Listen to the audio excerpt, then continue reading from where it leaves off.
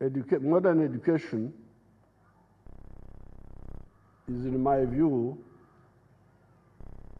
about, especially the higher one, is about two things. Number one, understanding nature and understanding the natural laws of nature. This is what you call science. But actually, these are natural laws. Gravity, light, sound, electrons, bonding of molecules to form compounds. This is nature. So you should be very clear, especially because sometimes the mystification of knowledge can confuse oneself, but also even people who are learning from you. But if you are clear, like on the side of science, that really we are basically talking about understanding nature and its natural laws and how they can help man in solving one or the other problem, or even creating problems for society. Because some people use natural laws to create problems for society. The societies which understood gunpowder before we did created a lot of problems for us.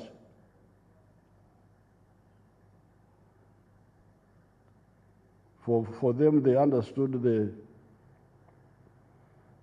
the simple natural characteristic of how solids or liquids, some solids or liquids or powders in a confined space,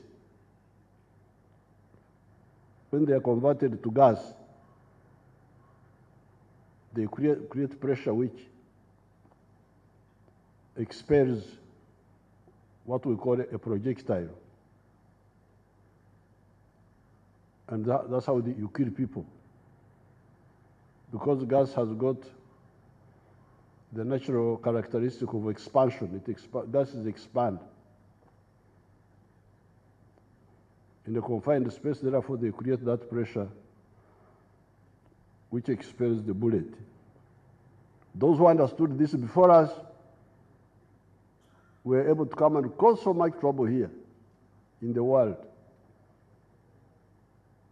When you hear slave trade, all that was because of the simple problem, colonialism, because we lacked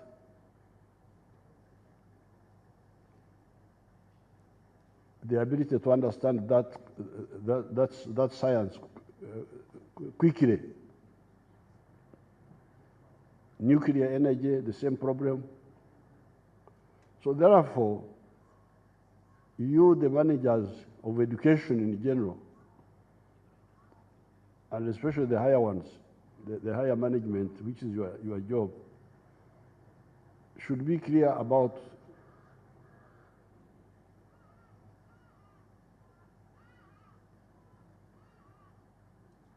that point.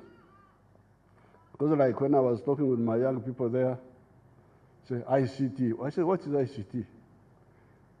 ICT. This other one, artificial intelligence. What is it exactly? Is it not electrons? How they move around and you make them do work, and how you manipulate them? Yes, but we import them. We import. You import. If you are importing, then you are not yet free. You must learn, you must go deeper and excite the electrons yourselves independently. So, because that's what we did when we went to the bush.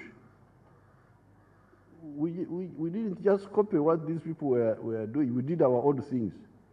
And that's how we were able to become formidable, because nobody could control us.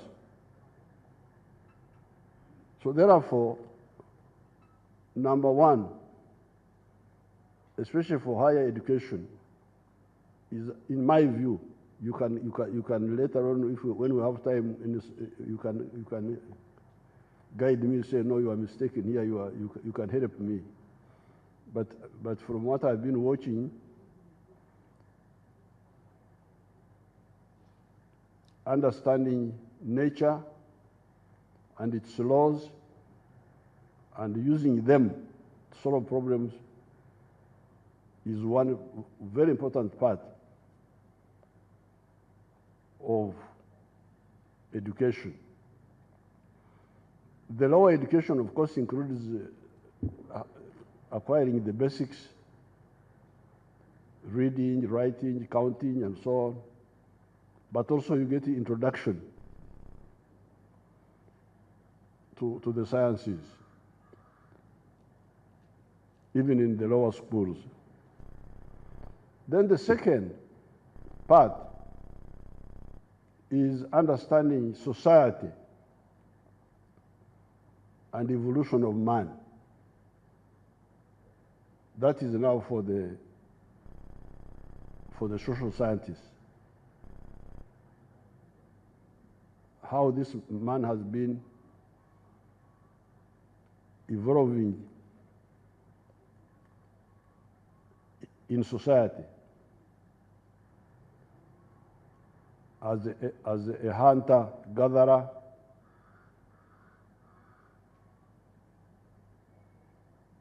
then learning how to domesticate some crops, some wild seeds. Instead of following them in the bush, you bring them home and you tame them, you plant them deliberately. Then my tribe, many years ago, they learned how to domesticate animals. Actually, they don't call them animals. If you say a cow is an animal, he will fight you. Because a cow is a cow. Nente. It can't be a nyameshwa. You can see how advanced they are. In birthing and nurturing this youthful institution called the National Council for Higher Education. Therefore, in a way, institutions do behave like living organisms. Human beings are born, they are then nurtured to survive the foundational years of life and childhood. They become adolescents and youth full of zeal. Ultimately, the desire is that they grow into responsible adults that fulfill the purpose for which God let them be here on earth. So as we celebrate these 20 years of National Council for Higher Education's existence, we are also taking stock of the leaps that the higher education subsector has done. The quantitative increase from 67 higher education institutions 20 years ago to 265 right now is a testament that the government has created an environment that fosters growth. This shows that Inchi's work has increased fourfold to monitor and authorize that many higher education institutions to operate. The higher education system should become relevant to the society it is operating in by rightly diagnosing the problems in society and their root causes before prescribing remedies and interventions. This is the only way higher education becomes the driver of socio-economic change. In addition, the higher education system should be seen to have a social purpose and not mere academic intent. The National Council for Higher Education should guide our higher education institutions in periodically measuring the relevance they are having in their community where they are situated. Can students and academic faculty engage more in solving common problems with the institutions surrounding the community? Lastly, our higher education system must be aggressive and ambitious enough in integrating ICTs in the pedagogical approaches to learning.